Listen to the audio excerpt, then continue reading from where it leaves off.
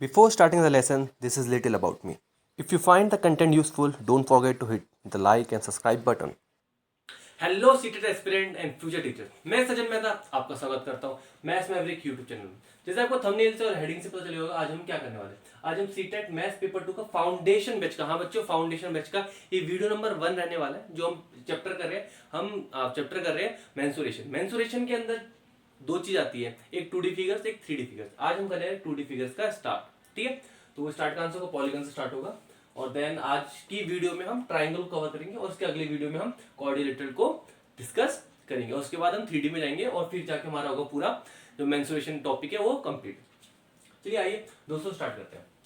सबसे इंपॉर्टेंट बात है बेटा, हमें पॉलीगन समझना। पॉलीगन क्या होना चाहिए? पॉलीगन मतलब क्या होता है? Any close figure made up of line segment. बेटा कोई भी फिगर जो आप बना सको, किससे? स्ट्रेट लाइन से, मतलब आपकी कर्व लाइन उसमें इंक्लूड नहीं होगी। और कैसे होना चाहिए बच्चे?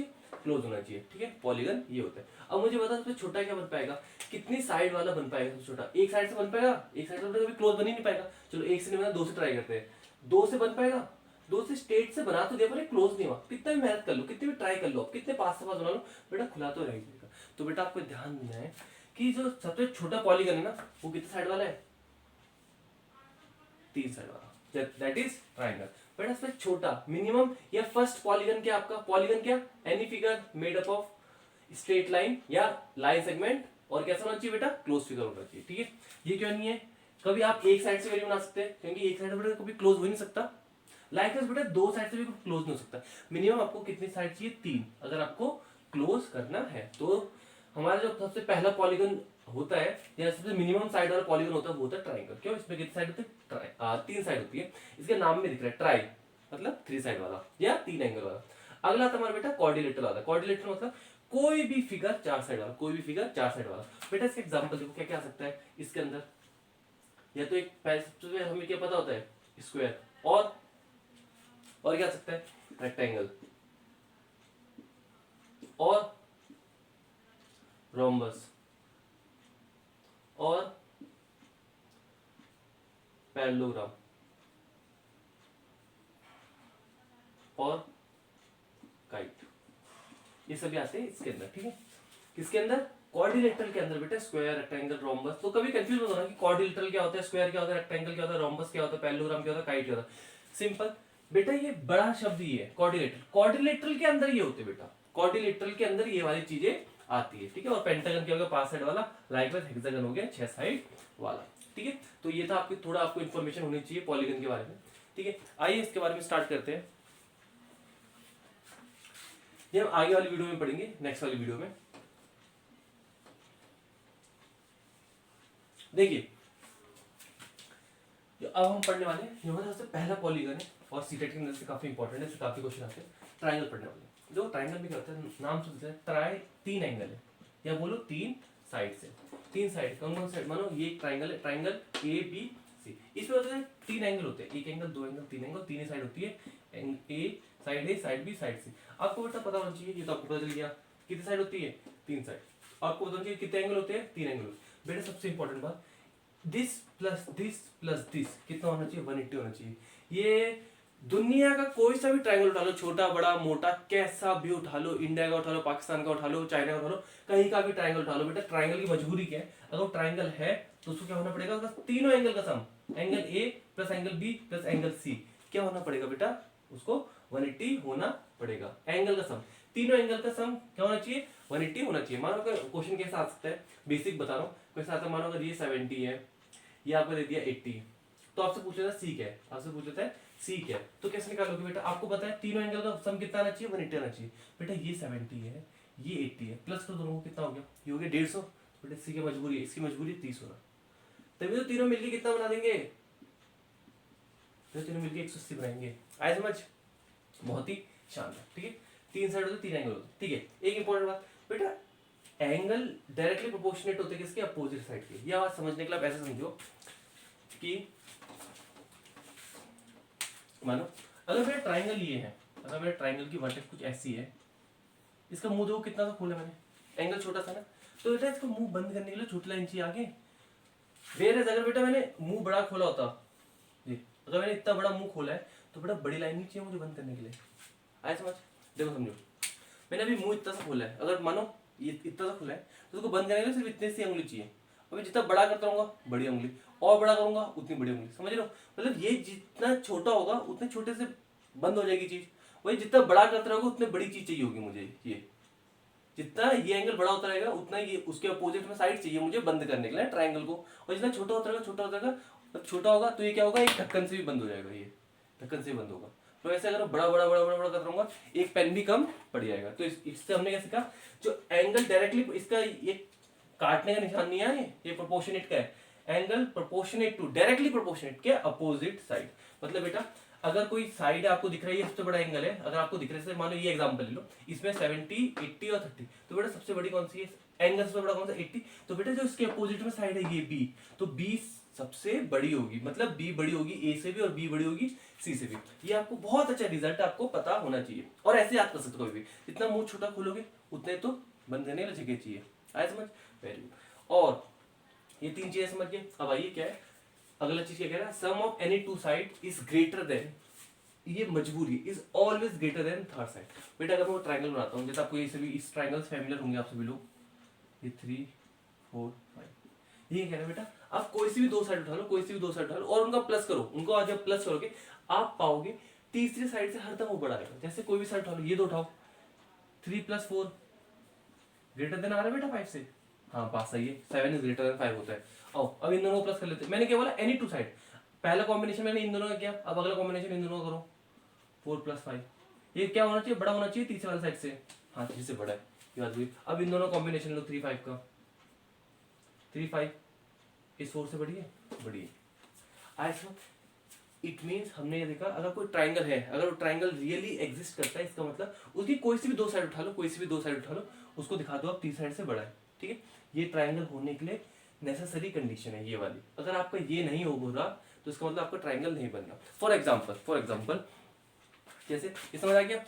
अब देखो फॉर एग्जाम्पल बेटा अगर मैंने कोई ट्राइंगल बनाता हूँ, मानो ये मैंने ट्राइंगल बनाया 1 2 और 5 का, जैसे बनाना है 1 2 और 5 का, बेटा देखने तो लग रहा बना दिया मैंने, 1 लिखा है 2 लिखा है, बेटा लिखते हो 1 लाख भी सकता हूँ, पर लॉजिकल जब जमीनी स्तर में बनाने जाओगे ना तो नहीं बनेगा। देखो क्या नहीं समझेगा, मानो 5 है, पहली बात तो इस लॉजिक समझो, इससे क्यों नहीं होगा, क्योंकि देखो 1 + 2 बड़ा होना चाहिए तीसरे साइड से, कि बात सही है, 1 + 2 मिले 3 होता है, 3 इज ग्रेटर देन 5 है, नहीं ना, बात गलत है ना, बात गलत है ना। और प्रैक्टिकल एस्पेक्ट देखना है ना आपको, देखो बेस 5 है ना, लो मैंने बना दिया बेस 5 का, बना दिया। अब देखो 2 का एक साइड के 2 की, तो बेटा 5 इतना तो लमसम 2 इतना होगा, 2 लमसम इतना होगा, तो ये कुछ 2 सब में इतना होगा, एक कितना होगा बेटा 5 इतना है तो एक कुछ इतना होगा, तो ये ऐसे कर लो, बन पा रहा है। अगर ये 5 है तो इसे तो एक ही कहेंगे इतने को, और इतनी दूरी को तो 2 ही कहेंगे, तो बन पा रहा है ट्राइंगल मेरा, नहीं बन पा रहा, तो ठीक है। तो जो ये सभी आते हैं ना बेटा, ये आपके जो रिजल्ट आते हैं वो डायरेक्ट प्रैक्टिकल से का रिजल्ट होता है, प्रैक्टिकल का रिजल्ट होता है। ये मत सोचा करो कि ये बस हम खाली याद कर लेते हैं, बेटा इसके पीछे पूरी रिसर्च होती है, तभी कोई चीज कोई एक रूल बनता है, ठीक है। आपको दिखा देना, जैसे 1 + 1 2 और 5 को ट्राइंगल बन ही नहीं सकता, ठीक है। इसका क्वेश्चन कैसे आता है, मानो आपको कोई चार ऑप्शन दे दिए, मानो अगर ऑप्शन ऐसे दे दिए आपके कि इनमें से कौन सा ट्राइंगल नहीं बन सकता, कौन सा ट्राइंगल नहीं बन सकता, ऐसे दे दिया, जैसे ऑप्शन ए दे दिया 3 4 5 का बन सकता नहीं बन सकता, दूसरा ऑप्शन दे दिया, तीसरा ऑप्शन दे दिया, दे दिया 6 8 10 का, और दे दिया 10 20 50 का। तो आपसे पूछ लिया इनमें से कौन से ट्राइंगल की साइड नहीं हो सकती, कौन से ट्राइंगल की साइड नहीं हो सकता। आपको साथ साथ आपको क्या करना है, ये लॉजिक चेक करवा रहे हो आपका क्या, कि आपको पता है या नहीं कि sum of any two side of triangle always मजबूरी है ग्रेटर देन थर्ड साइड। तो बेटा हम कहेंगे 3 + 4 7, हाँ 5 से बड़ी आ रही, अब इन दोनों को प्लस करो, 4 5 कितना आ रहा है 9, हाँ 3 से बड़ी आ रही, और इन दोनों को प्लस करो 3 5 कितना आ गया 8, 4 से बड़ी आ रही हो सकता है। वेयर इज, अब इसको देखो बेटा 10 + 20 ग्रेटर देन आनी चाहिए साइड, तीसरी साइड से बड़ी आ रही है बेटे, तो 30 आ रही है, 30 बड़ा होता है 50 से छोटा होता है, छोटा होता है ना, तो ये वाला रूल तो फॉलो नहीं हुआ, तो बेटा इट मीन्स इससे आप ट्राइंगल नहीं बना सकते, इसके आप ट्राइंगल नहीं बना सकते। इतनी बात समझ आए, बहुत ही बढ़िया, इतना समझ आया, वेरी गुड। स्क्रीनशॉट लेना आप ले सकते हैं इस सभी का, ठीक है। अगले कंसेप्ट में बढ़ते,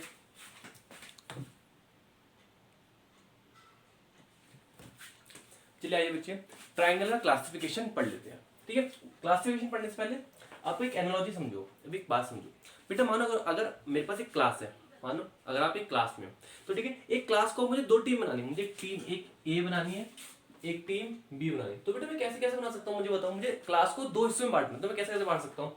एक तरीका तो क्या है, मैं कर दूंगा कि बॉयज एक तरफ हो जाओ, गर्ल्स एक तरफ हो जाओ, हो सकता है। और तरीका बताओ, जैसे क्लास को दो हिस्सों में बांटना, मुझे क्लास को दो हिस्सों में बांटना। एक क्या हो सकता है बेटा, फ्रंट बेंचर्स और बैक बेंचर्स। और क्या हो सकता है तरीका बताओ, और तरीका बताओ। मैं बोल सकता हूँ बेटा रेड हाउस वाले इधर आ जाओ एक तरफ टीम ए में आ जाओ, और ब्लू हाउस वाले इस तरफ आ जाओ, हो सकता है। मैं कह सकता हूँ बेटा इंटेलिजेंट बच्चे इस तरफ आ जाओ, और एवरेज वाले बच्चे इधर आ जाओ, कह सकता हूँ। और क्या तरीके हो सकते हैं, मैं बोलूंगा बेटा जो लंबे हैं, जो मानो 150 सेंटीमीटर से ऊपर वाले हाइट वाले बच्चे इधर आ जाओ, और मतलब टॉल हाइट वाले, और ये एवरेज हाइट मान लो, इसे स्मॉल हाइट बोलो, एवरेज हाइट। तो बेटा आप एक देख रहे हो, एक ही क्लास है, वो एक ही ग्रुप है, वो एक ही ग्रुप है, पर उसको देखने का नजरिया हर बार या बांटने का तरीका अलग अलग है। एक बार कभी मैं देखो वही ग्रुप है, एक बार मैं कह रहा हूँ बॉयज गर्ल्स, बेटा ग्रुप तो वही है। एक बार मैं क्या बांट रहा हूँ बेटा, फ्रंट वाले आगे आ जाओ और बैक वाले दो अलग अलग टीम बना लो। एक बार मैं कह रहा हूँ बेटा रेड हाउस वाले इधर आ जाओ, ब्लू हाउस वाले इधर आ जाओ।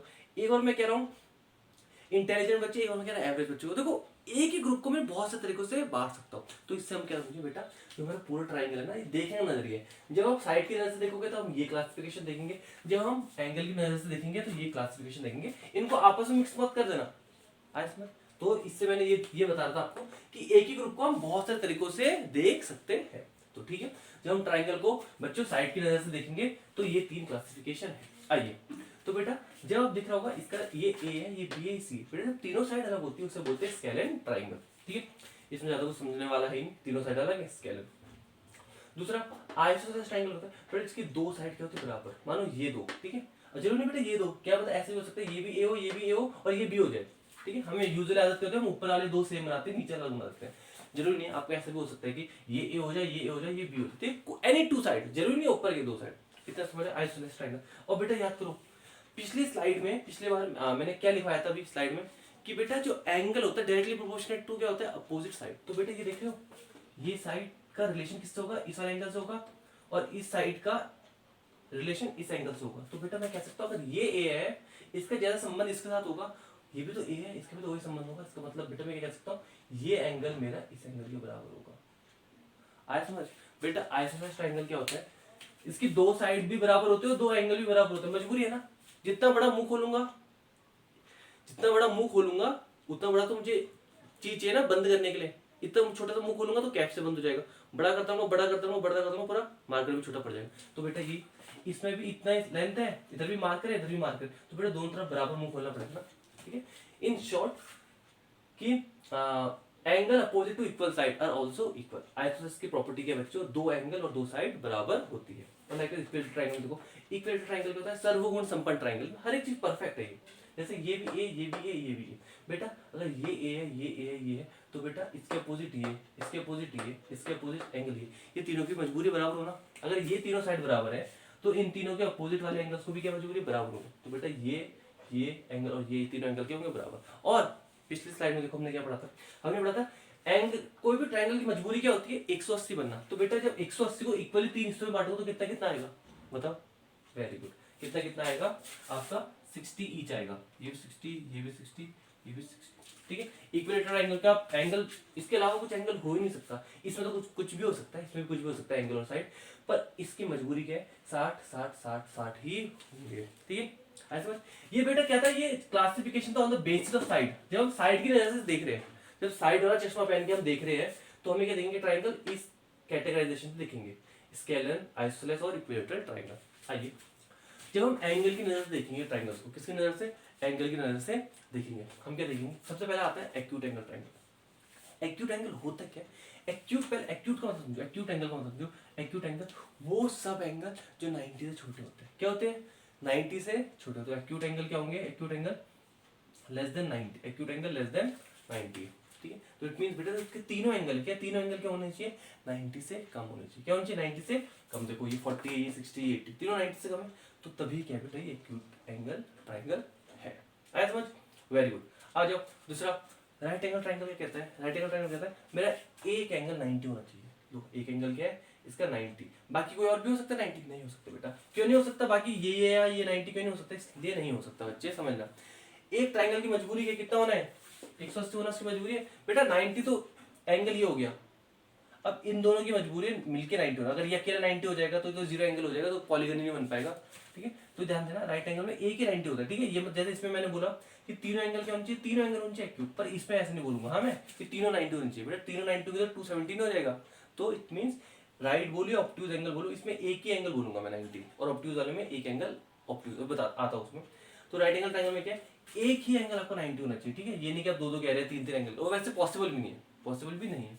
और ऑब्ट्यूज एंगल ट्रायंगल क्या होता है, ये क्या होता है, right angle triangle equal to 90। और ऑब्ट्यूज एंगल ट्रायंगल क्या होते हैं, ये sorry obtuse angle is greater than 90 बेटा। मतलब ये कितना एंगल, ये कितना डिग्री होगा, ये 91, 92, 93, 94, 95, 100, 110, 120, 130, जो एंगल 90 से ज्यादा है, जो एंगल 90 से ज्यादा है वो क्या होगा, ऑब्ट्यूज एंगल। तो बेटा आपको दिख रहा है, देखो 90 का होता है बिल्कुल जब लाइन सीधी होती है, ये थोड़ी सी टेढ़ी है ना और पीछे को जा रही है ना, तो ये कैसा एंगल है, ऑब्ट्यूज एंगल ट्रायंगल। आई समझ, on the basis of side and on the basis of angle. अब आपस में कंफ्यूज मत करना कि स्केलन का ऑब्ट्यूज आइसोसेलेस होगा या एक्यूट होगा, अलग अलग चीजें, दो अलग अलग एस्पेक्ट है चीजों को देखने का। ठीक है, आइए समझ, आइए अगले कंसेप्ट की तरफ बढ़ते हैं। चलिए बच्चों, आइए ट्रायंगल की दो सबसे इंपॉर्टेंट कंसेप्ट, कॉन्ग्रुएंसी और सिमिलैरिटी, सबसे इंपॉर्टेंट। आइए एक करके समझते हैं। बेटा कॉन्ग्रुएंसी क्या होता है, कॉन्ग्रुएंसी मतलब दो एग्जैक्टली सेम चीज, एग्जैक्टली सेम चीज 100% सेम या होनी चाहिए आइडेंटिकल। एग्जांपल, जैसे बेटा ये दो कॉपी है, ये एग्जैक्टली सेम है, देखो ओवरलैप हो गई, आपको दिख पा रही दूसरी कॉपी नहीं दिख पा रही होगी, एक ने उसको पूरा कवर कर दिया। तो बेटा जो चीज 100% बेटा वह 1% 0.01% का भी कॉम्प्रोमाइज नहीं होगा कि ये साइड छोटी बड़ी, 100% के होने चाहिए ओवरलैप। देखो ओवरलैप जो 100% क्या ओवरलैप हो, इसमें गुंजाइश ही ना हो। ठीक है, मानो अगर मेरा कोई ट्राइंगल है 3, 4, 5 का, ये 90 डिग्री है, और दूसरा भी मेरा यही होना चाहिए बेटा, जो एग्जैक्टली सेम हो, क्या होगा, एग्जैक्टली सेम। बेटा कॉम्प्रोमाइज है ही नहीं, कॉम्प्रोमाइज जैसा वर्ड तो है नहीं कॉन्ग्रुएंसी। कॉन्ग्रुएंसी मतलब होता है फोटोकॉपी, एग्जैक्ट फोटोकॉपी, मतलब कुछ भी चेंज नहीं करना। आया समझ, कॉन्ग्रुएंसी मतलब कुछ नहीं बेटा, ये 90 तो ये 90 है, ये 4 है तो ये 4 है, ये 3 है तो 3, 5 है तो 5 है, ये इधर 45 होगा तो इधर 45 होगा ना, इसकी मजबूरी। कॉन्ग्रुएंसी मतलब आइडेंटिकल, कॉन्ग्रुएंसी मतलब फोटोकॉपी समझ लो, और कुछ नहीं कॉन्ग्रुएंसी। आया समझ। अब आओ सिमिलैरिटी। सिमिलैरिटी क्या कहता है, सिमिलैरिटी बहुत इंपॉर्टेंट कंसेप्ट है। ये कहता है जो शेप है, शेप तो सेम रहने वाली, पर साइज डिफरेंट हो सकता है। इसको ऐसे समझो बेटा, आपके फोन में कोई इमेज है, और आपके फोन में कोई इमेज है, उसको पहले छोटा कर रहे हो और फिर जूम आउट कर रहे हो, जूम इन जूम आउट। आप क्या कर रहे हो, जूम इन कर रहे हो एक बार जूम आउट कर रहे हो, जूम इन एक बार बड़ा कर रहे हो, एक बार छोटा कर रहे हो, स्ट्रेच कर रहे हो, चीज को स्ट्रेच कर रहे हो। तो चीज के मानो अगर आपकी पहले अभी फोन में ऐसी है, मानो जैसे आप कुछ फोन में भी आपकी ऐसी, आपने बड़ा किया, आपने 2 गुना बड़ा कर दिया, तो बेटा 3 क्या बन गया, 6 बन गया, 5 बन गया, 10, 4 बन गया, 8। बेटा सिमिलैरिटी में क्या होता है, जब आपकी तीनों साइड प्रोपोर्शनेट हो दूसरे ट्राइंगल के, तीनों साइड ये देखो 3, 4, 3, 6 के उसी अनुपात में होनी चाहिए जितना ये वाली साइड इसके अनुपात में, जितना ये वाली साइड इसके अनुपात में। ठीक है, देखो बेटा ये 3 इसका इधर इसका क्या हो रहा है, 3 का जस्ट डबल 6 हो रहा है, 5 का जस्ट डबल 10 हो रहा है, 4 का डबल जस्ट 8 हो रहा है। बेटा तभी ये क्या कहलेंगे, सिमिलर। क्या कहलेंगे, सिमिलर। और डबल ही नहीं बेटा, ट्रिपल, 4 गुना, 5 गुना, 6 गुना, और जरूरी नहीं है बेटा 2.5 गुना भी हो सकता है, 3.5 गुना भी हो सकता है। बट ये ध्यान देने वाली बात है, जो संबंध इन दोनों साइड का ना, वही इन दोनों साइड का होना चाहिए, वही इन दोनों साइड का होना चाहिए। मानो अगर मैं देख रहा हूँ 3 और 6 का मेरा 2 गुना का संबंध है, 5 और 10 का 2 गुना का संबंध है, और अगर मैंने 4 के बदले बेटा 9 लिख दिया मैंने, मानो, तो बेटा ये सिमिलर नहीं कहलाएंगे, सिमिलर नहीं कहलाएंगे। सिमिलर की कंडीशन क्या है, ये इसके प्रोपोर्शनेट है, ये इसके प्रोपोर्शनेट है, और जो रेशियो तीनों साइडों का उनके कॉरेस्पॉन्डिंग साइडों के से सेम होना चाहिए। मानो ए बी के कॉरेस्पॉन्डिंग कौन है, AB कॉरेस्पॉन्डिंग कौन है बच्चों, AB के बदले कौन है, PQ, BC के बदले QR, और AC के बदले PR। ठीक है, सबसे इंपॉर्टेंट बेटा कॉन्ग्रुएंसी में, कॉन्ग्रुएंस का साइन क्या होता है, ये इक्वल, इक्वल। कॉन्ग्रुएंट का मतलब भी क्या होता है, इक्वल। कॉन्ग्रुएंट का मतलब भी क्या होता है, इक्वल, 100% आइडेंटिकल। वेयर सिमिलैरिटी का बेटा साइन क्या होता है, ये दीस टू ट्रायंगल। और सबसे इंपॉर्टेंट टॉपिक में पढ़ा के रहो, क्योंकि सीटेट में क्या सवाल आया था लास्ट ईयर, क्या सवाल आया था, सवाल आया था, मानो ये दो ट्राइंगल है, सिमिलर है, इसका नाम लिखो, तो इसको स्टेटमेंट लिखो। आप क्या लिखोगे, ट्राइंगल ए बी सी था तो ए बी सी था, आपको मैं पी वाई क्यू में करा दूंगा, इधर ए बी सी था, और इसे दिया था, क्या दिया था, इधर दिया था पी आर क्यू, इधर दिया था आर क्यू पी, इधर दिया था पी क्यू आर, इधर रहता है क्यू पी आर। आपको लगेगा ये triangle A B C P Q R के तो कॉरस्पॉन्ड वो है ही, सिमिलर है ही, क्या है सिमिलर है। तो पी आर क्यू बोलू, आर क्यू पी बोलू, पी क्यू आर बोलू, क्यू पी आर बोलू, क्या फर्क पड़ता है? बेटा फर्क पड़ता है, फर्क पड़ता है। आपको देखना बेटा ए बी कॉरस्पॉन्डिंग कौन है? ए बी कॉरस्पॉन्डिंग आप क्या देख रहे हो? पी क्यू है ना, तो स्टार्टिंग में ए बी लिखा है, जहां पे ए बी लिखा है वहां पे कौन होना चाहिए? पी क्यू होना चाहिए। वहां पे कौन होना चाहिए? पी क्यू होना चाहिए। देखो ए बी की जगह पे क्या लिखा? पी आर, मजा नहीं आया। ए बी की जगह कौन है? क्या होना चाहिए? ए बी कॉरस्पॉन्डिंग कौन है? पी क्यू है ना, तो मजा नहीं आया। ए बी कॉरस्पॉन्डिंग कौन है? पी क्यू है, तो ये बात सही। और देखो ए बी कॉरस्पॉन्डिंग कौन है? क्यू पी है, तो ये भी बात गलत है। और देखो बेटा यही नहीं, अगर आप एसी को उठा लेते ना, एसी कॉरस्पॉन्डिंग कौन है? पी आर है ना, एसी के कौन है? P R. देखो एसी का है मेरा पहले और तीसरे नंबर में, कहाँ पे? पहले और तीसरे नंबर। देखो इधर भी पी आर की मजबूरी क्या है, ये अपने आप पहले और तीसरे नंबर, यही नहीं। और देखो एसी के और क्या था? बीसी, बीसी के कॉरस्पॉन्डिंग कौन है बच्चों? क्यू आर है ना, तो बेटा जहाँ पे बीसी लिखा होगा ना उसी हिसाब से क्यू आर लिखा होगा। देखो बीसी का लिखा हुआ है सेकंड और थर्ड नंबर में लिखा है, ये क्यू आर में देखो कहाँ लिखा है। सबसे इंपॉर्टेंट है नेमिंग, ये नेमिंग करा तभी आपको ये कंसेप्ट बता रहा था। और कॉन्ग्रुएंट का साइन ये होता है, सिमिलरिटी का साइन ये होता है, ठीक है। नेमिंग बहुत इंपॉर्टेंट है बेटा। और इसका मतलब क्या होता है, जब मैंने ये लिख दिया ना A B C similar to P Q, इसका मतलब बेटा जो यहाँ पे एंगल ए है, पहले के एंगल ये एंगल ये एंगल पी के बराबर होने वाला है, बी एंगल बी क्यू के बराबर होने वाला है, एंगल सी आर के बराबर। तो बेटा ये लिखना ना, ये ऑर्डर बहुत इंपॉर्टेंट होता है, बहुत ही इंपॉर्टेंट होता है। एज अ ट्राइंगल, इसी ट्राइंगल को चार तरीके से लिख देना, तो बेटा हर एक तो उसका कॉन्ग्रुएंट नहीं है। क्यों कॉन्ग्रुएंट और सिमिलर क्यों नहीं है? देखो ये क्या कह रहा है पहली स्टेटमेंट, ये कह रही है A B similar P R Q के, इट मींस ए बी ये 3, पी आर क्या आ गया? पी आर तो 10 हो गया। इसे रेशियो में काट ही नहीं रहा, जो इसका रेशियो है वो बाकी साइड का रेशियो होगा ही नहीं, ठीक है। तो इट मींस इसका ऑर्डर बहुत इंपॉर्टेंट होता है, ठीक है। इसके साथ जो हमारा जो चैप्टर चल रहा है, हमारा फाउंडेशन कोर्स चल रहा है किसका? सीटेट मैथ्स पेपर 2 का फाउंडेशन बैच चल रहा है। उसका पहला चैप्टर है, पहला चैप्टर मेंसुरेशन है। उसका जो 2D फिगर का जो पहला कंसेप्ट है हमारा ट्राइंगल। और ये बेटा ट्राइंगल देखो कभी भी आप समझना, ये मैं उस हिसाब से नहीं पढ़ रहा कि आपको सीटेट निकालो। बेटा अगर आपने ये ढंग से देख लिया ना, आपने बस देख लिया, तो आपको अपना बेटा डी ट्रिपल एस बी हो, के वी हो, एनवीएस हो, कोई भी फॉर्म हो, कोई भी एग्जाम हो जिसमें आता हो, आपका मैथ्स आती हो या ट्राइंगल चैप्टर आता हो, आप आराम से हलवे से कर लो, ठीक है। और बाकी आप पीवाईक्यू देखना मत भूलिएगा, किसका? पेपर 2 का, as well as foundation course paper 1 का, एज वेल एज पीवाईक्यू और पेपर 1 वो देखना मत भूलिएगा, ठीक है। इसके साथ अंत करते हैं और पहले पार्ट का किसके फाउंडेशन कोर्स के। इसके साथ मिलते हैं अगली वीडियो में। जय हिंद साथियों।